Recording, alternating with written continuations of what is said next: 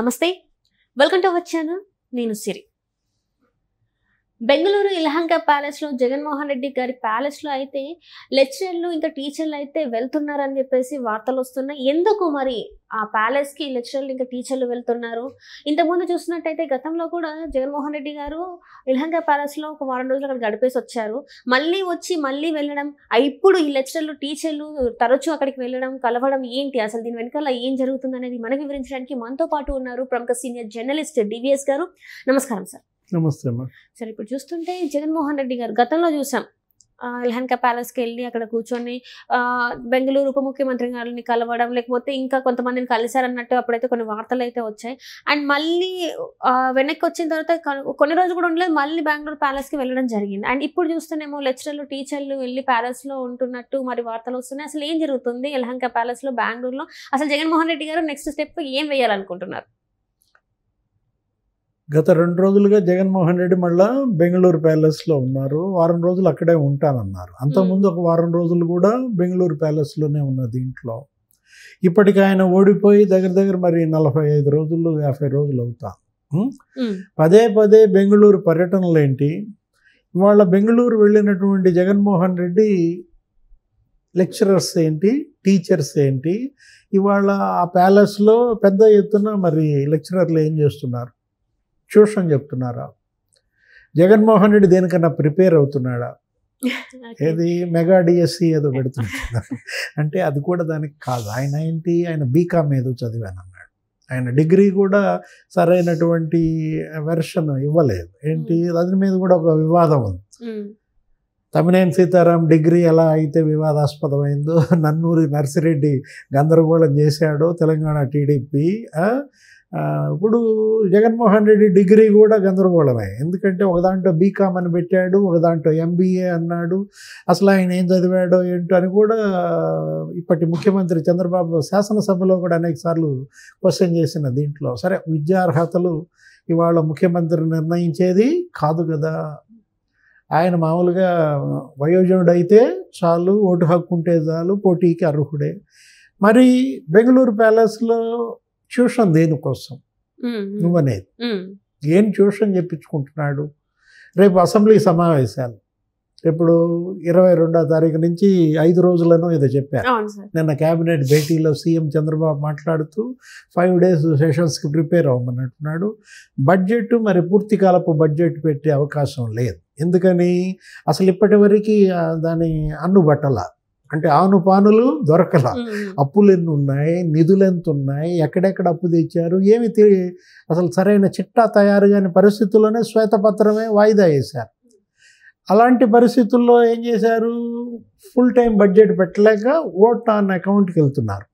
మళ్ళీ 4 నెలలు అంటే గతంలో జగన్మోహన్ రెడ్డి ప్రభుత్వం తెచ్చిన ఓట్ ఆన్ అకౌంట్ బడ్జెట్ ఈ నెలాఖరుతో అయిపోతుంది. అది ఆమోదించకపోతే నీకు 1వ తారీఖు జీతాలు రావు. కాబట్టి ఓట్ ఆన్ అకౌంట్ పెడుతున్నారు. 5 రోజుల సెషన్స్కి శిక్షణ పొందుతున్నాడా? ట్యూషన్ దాని గురించా? రేపటి శాసనసభలో అధికార పార్టీని ఎలా ఇరుకున పెట్టాలనే దానిపైన మరి ఆ లెక్చరర్లు టీచర్లతో ఆయన ట్యూషన్ చెప్పించుకుంటున్నాడా అంటే సందేహమే.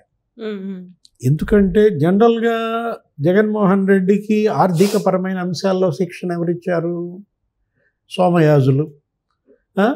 వాళ్ళ అబ్బాయి ఆయన చనిపోయినట్టున్నాడు. ఇప్పుడు దువ్వూరి కృష్ణ అనుకుంటా ఆర్థిక సలహాదారు మొన్నటిదాకా. వీళ్ళు మరి ఆయనకి ఇచ్చినటువంటి ఆ శిక్షణలో కూడా మనం గతంలో ప్రతిపక్ష నాయకుడిగా ఆయన చేసిన ప్రసంగాలు నవ్వుల పాలయ్యాయి.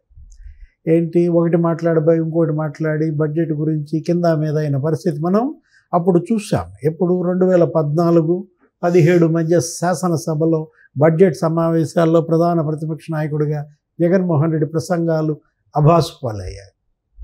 మొన్న ఎన్నికల ప్రచారంలో కూడా ఆయన ప్రసంగాలు పేలవంగా సాగాయి. ఏది, తనేం చేశాడో చెప్పుకోకుండా విమర్శలు, ఇంకా దుడుకుగా మాటలు మనం చూసాం. ఏంటి, నా వెంట్రుకు కూడా పీకలేరనే మాటలు, ఇలాంటి పదప్రయోగాలు నోటి దూల వల్లే ఈ ఓటమి. ఎవరు, కొడాలి నాని కావచ్చు, రోజా కావచ్చు, పేర్ని నాని, ద్వారంపూడి, వీళ్ళందరూ ఆ నోటి దురుసుతనం వల్ల ఓడిపోయారు. ఇప్పుడు ఆయనకి విరామం దొరికింది. ఎవరికి? జగన్మోహన్ రెడ్డికి. నిజంగా అతను గనక నేర్చుకోవాలనుకుంటే ఇది సమయం, ఇది సందర్భం కూడా. ఏది? ఇప్పటిదాకా తను ఏం చేశాను, ఎలా ప్రజలపైన మాట్లాడాను, నాకు సబ్జెక్ట్ ఎంత ఉంది, ఏ శాఖపై తనకెంత పట్టు దొరికింది, అసలు ఎలా పట్టు సాధించాలి మనం చూసాం. నిన్న కూడా చంద్రబాబు నాయుడు ఆయన క్యాబినెట్ మీటింగ్లో ఏం మాట్లాడాడు మంత్రులతో? మీ శాఖ పైన అవగాహన పెంచుకోండి, అధ్యయనం చెయ్యండి, పట్టు సాధించండి, ప్రతి నెల మీరు మీ పనితీరును విశ్లేషించుకోండి, ప్రెస్ మీట్స్ పెట్టండి, నిరంతర అధ్యయనం చేయమన్నాడు. ఇప్పటికి కూడా ఈ వయసులో ఇంత అనుభవం ఉండి కూడా నేను నేర్చుకుంటాను. ఆయనే చెప్తాడు ఏమని, నేను నిరంతర విద్యార్థిని అంటాడు. ఇలాంటి వ్యక్తులు, ఇలాంటి నాయకుల యొక్క దీంట్లో స్ఫూర్తిగా తీసుకోవాలి. ఏది? లోపాలు ఉంటే అది వేరు, విమర్శించండి, కానీ సుగుణాలని మనం అడాప్ట్ చేసుకోవాలి. జగన్మోహన్ రెడ్డిలో బలహీనత అదే. ఏది? అతను వాస్తవాన్ని అంగీకరించాడు, తనలో లోపాలని తెలుసుకోడు, విశ్లేషించుకోడు. ఇప్పుడు ఇవాళ ఓడిపోయి మరి నీకు 50 రోజులు అవుతుంది, ఇప్పటికీ ఓటమి కారణాల మీద విశ్లేషించారా? అసలు ఇంతవరకు విస్తృత సమావేశం జరిపి ఒక్కొక్క అభ్యర్థిని పెట్టి ఎందుకు ఓడిపోయారు, ఏంటి, మీ నియోజకవర్గంలో ఏం జరిగింది, అసలు ఏమన్నా జరిగిందా? ఏమీ జరగకుండా ఇక్కడ తాడేపల్లిలోనూ లేడు, అటు పులివెందుల్లోనూ లేడు, బెంగళూరులోనూ ఉన్నట్లా. బెంగళూరులో ఆయన ఈ 2 వీక్స్, ఈ 2 టైమ్స్ ఏంటి, ఆయన విశ్రాంతి తీసుకుంటున్నారా? ఫిజికల్ ఫిట్నెస్ కోసం వెళ్ళారా? మెంటల్ ఫిట్నెస్ కోసం వెళ్ళారా? ఎందుకంటే ఆయన మానసిక పరిస్థితి మీద కూడా రకరకాల ప్రచారం జరిగిన నేపథ్యంలో ఇప్పుడు తనకేదో వ్యాధి ఉందంటారు, తనకేదో మైతో మేనియా అంటారు, ఇంకేదో రకరకాల జబ్బుల పేర్లు కూడా ఆయన ప్రత్యర్థులు ప్రచారం చేశారు.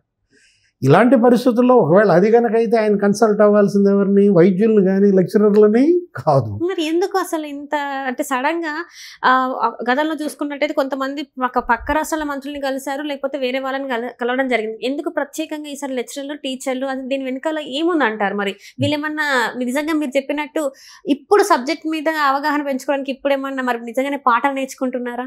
అంటే ఇప్పుడు లెక్చరర్లు, టీచర్లు ఇప్పుడు ఈ వయసులో ఆయనకు చెప్పేదేముంది, ఆయన నేర్చుకునేదేముంది? చేయాల్సినప్పుడు నేర్చుకోవాల్సినప్పుడేమో వదిలేశాడు. వాళ్ళ తండ్రికే తలనొప్పిగా మారాడన్న ప్రచారం మనం చూసాం. ఏంటి? రకరకాల వదంతులు, అవి నిజమో వాస్తవమో మనకు తెలియదు. అసలు ఈయన శివాని స్కూల్లో ఏదో క్వశ్చన్ పేపర్లో దొంగతనం చేసిన కేసుల్లో ముద్దాయి అంటారు. అట్లాగే వాళ్ళ అమ్మ కూడా అంది ఏమని, అసలు తండ్రికి కొడుక్కి పడదు, బెంగళూరు నుంచి కొడుకుని రానియద్దంటాడు, వాళ్ళిద్దరి మధ్య నేను నలిగిపోతున్నానన్న అని రోసయ్య గారి దగ్గర ఏదో బాధపడింది విజయం అని ఆయనే ఒక ఛానల్లో చెప్పాడు. చంద్రబాబు కూడా గతంలో అసెంబ్లీలో సవాల్ చేశాడు ఏమని, నా కొడుకు స్టాన్ఫోర్డ్లో డిస్టింక్షన్ చదువుకుంటున్నాడు, బ్రహ్మాండంగా ఉత్తీర్ణుడయ్యాడు, వరల్డ్ బ్యాంక్లో పనిచేశాడు, లొకేషన్ ఉద్దేశించి నీ కొడుకును కూడా నువ్వు పంపిస్తే విదేశాలకు తిరుగుటపాలో తిరిగి వచ్చాడని రాజశేఖర్ రెడ్డి చంద్రబాబు మధ్య సంవాదం. ఏది? కొడుకుల గురించి అప్పుడు ఉమ్మడి రాష్ట్ర అసెంబ్లీలో మనం విన్నది గుర్తుంటుంది. ఇవాళ జగన్మోహన్ రెడ్డి ఈ లెక్చరర్లతో, టీచర్లతో భేటీ, ఇదేంటి? స్క్రిప్ట్ పై పట్టు సాధించడమా? ఆయన ప్రధాన లోపం ఏంటి? మీడియాను అడ్రస్ చేయలేకపోవటం. ఇంతవరకే 5 ఏళ్ళు ఆయన ముఖ్యమంత్రిగా ఉన్నా, ప్రధాన ప్రతిపక్ష నాయకుడిగా ఉన్నా ప్రెస్ మీట్లు పెట్టలేదు. అంటే పెట్టినా కూడా వేరే వాళ్ళు మాట్లాడేవాళ్ళు. అసలు సాధారణంగా అరుదుగా ఏదో మహా ఉంటే ముఖ్యమంత్రిగా ప్రెస్ మీట్ ఒకటి పెట్టుంటాడు, అప్పుడు ప్రతిపక్ష నాయకుడిగా 1-2 పెట్టుంటాడు. ఎందుకంత భయం, బిడియమా?